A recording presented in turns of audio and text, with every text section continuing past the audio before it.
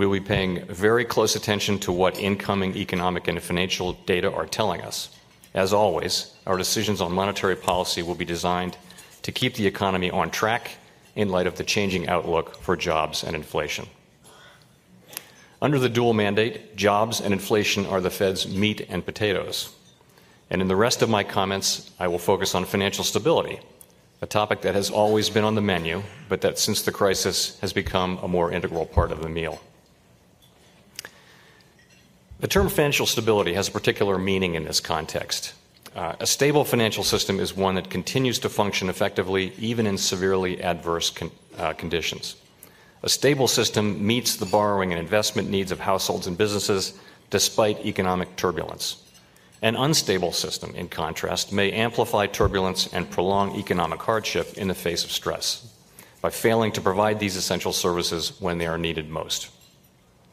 For Economic Club of New York trivia buffs, I will note that the second ever presentation to this club by a Fed official was about this very topic. The date was March 18, 1929. Weeks before, the Fed had issued a public statement of concern over stock market speculation, and it provided guidance frowning on bank funding of that speculation. William Harding, a former Fed chair and then president of the Federal Reserve Bank of Boston, defended the Fed's actions in his talk. He argued that while the Fed should not act as the arbiter of correct asset prices, it did have primary responsibility to protect the banking system's capacity to meet the credit needs of households and businesses. At the meeting, critics argued that the public statements about inflated asset prices were fraught with danger, that the nation's banks were so well managed that they should not, quote, face public admonition, and more generally, that the Fed was out of its sphere. Of course, Harding spoke just a few months before the 1929 stock market crash, which signaled the onset of the Great Depression. Fast forwarding, a host of Depression-era reforms helped avoid, for the next 3/4 of a century, a systemic financial crisis and the associated severe economic dislocation, the longest such period in American history. Those decades saw many advances in monetary policy and in bank regulatory policy, but the appropriate role for the government in managing threats to the broader financial system remained unresolved.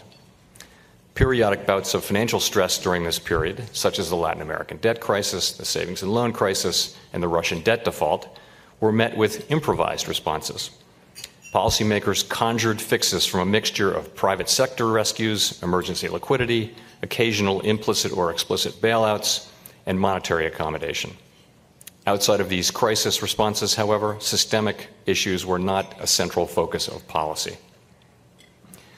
The global financial crisis demonstrated, in the clearest way, the limits of this approach.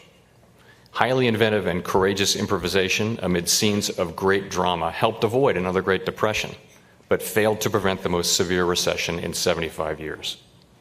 The crisis made clear that there can be no macroeconomic stability without financial stability, and that systemic stability risks can take root and blossom in good times. Thus, as the emergency phase of the crisis subsided, Congress, the Fed, the other regulatory agencies all began developing a fundamentally different approach to financial stability. Instead of relying solely on improvised responses after crises strike, policymakers now constantly monitor vulnerabilities and require firms to plan in advance for financial distress, in a framework that lays out solutions in advance during good times,